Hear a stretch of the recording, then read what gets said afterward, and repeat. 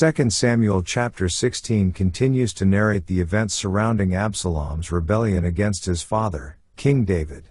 As David and his loyal followers leave Jerusalem to escape Absalom's uprising, they encounter a man named Ziba, who is a servant of Mephibosheth, the son of Jonathan and grandson of Saul. Ziba presents David with provisions for his journey, seemingly in a gesture of loyalty. However, it later becomes apparent that Ziba may have ulterior motives. As David and his group continue their journey, they encounter another figure named Shimei, a member of Saul's family. Shimei approaches David and curses him, throwing stones and dust at the king and his entourage.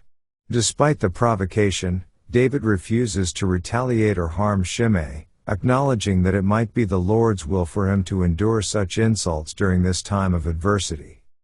Meanwhile, back in Jerusalem, Absalom seeks counsel from Ahithophel, a trusted advisor. Ahithophel suggests that Absalom publicly lies with his father's concubines, a symbolic act of asserting his authority and signaling the irreversible separation from his father. Absalom follows this advice, further deepening the rift between him and David. This chapter highlights the challenges and trials David faces as he flees from his own son's rebellion. It also showcases David's restraint and commitment to not seeking vengeance against those who insult him, as he believes that God may be using these events as a form of divine chastisement. The tensions within the royal family and the kingdom of Israel continue to escalate, setting the stage for further dramatic developments in the ongoing conflict between David and Absalom. Let's now read 2 Samuel chapter 16.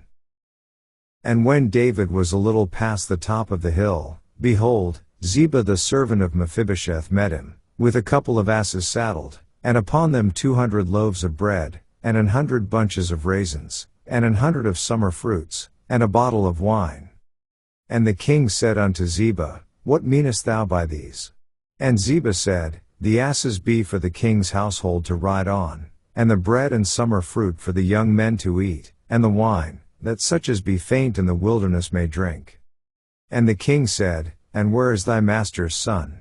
And Ziba said unto the king, Behold, he abideth at Jerusalem. For he said, Today shall the house of Israel restore me the kingdom of my father.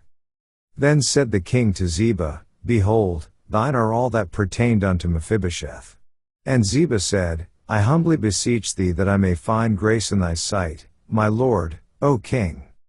And when King David came to Bahurim, behold, thence came out a man of the family of the house of Saul, whose name was Shimei, the son of Jerah. He came forth, and cursed still as he came. And he cast stones at David, and at all the servants of King David, and all the people and all the mighty men were on his right hand and on his left. And thus said Shimei when he cursed, Come out, thou bloody man, and thou man of Belial. The Lord hath returned upon thee all the blood of the house of Saul, in whose stead thou hast reigned, and the Lord hath delivered the kingdom into the hand of Absalom thy son. And, behold, thou art taken in thy mischief, because thou art a bloody man. Then said Abishai the son of Zeruiah unto the king, Why should this dead dog curse my lord the king? Let me go over, I pray thee, and take off his head. And the king said, What have I to do with you, ye sons of Zeruiah? So let him curse, because the Lord hath said unto him, Curse David. Who shall then say, Wherefore hast thou done so? And David said to Abishai, and to all his servants, Behold, my son, which came forth of my bowels, seeketh my life, how much more now may this Benjamite do it? Let him alone, and let him curse, for the Lord hath bidden him. It may be that the Lord will look on mine affliction, and that the Lord will requite me good for his cursing this day. And as David and his men went by the way, Shimei went along on the hill's side over against him, and cursed as he went, and threw stones at him, and cast dust. And the king, and all the people that were with him, came weary, and refreshed themselves there. And Absalom, and all the people the men of Israel, came to Jerusalem, and Ahithophel with him. And it came to pass, when Hushai the Archite, David's friend, was come unto Absalom, that Hushai said unto Absalom, God save the king, God save the king. And Absalom said to Hushai, Is this thy kindness to thy friend? Why wentest thou not with thy friend? And Hushai said unto Absalom, Nay, but whom the Lord, and this people, and all the men of Israel, choose, his will I be, and with him will I abide. And again, whom should I serve?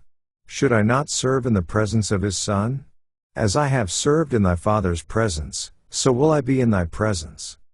Then said Absalom to Ahithophel, Give counsel among you what we shall do. And Ahithophel said unto Absalom, Go in unto thy father's concubines, which he hath left to keep the house, and all Israel shall hear that thou art abhorred of thy father, then shall the hands of all that are with thee be strong.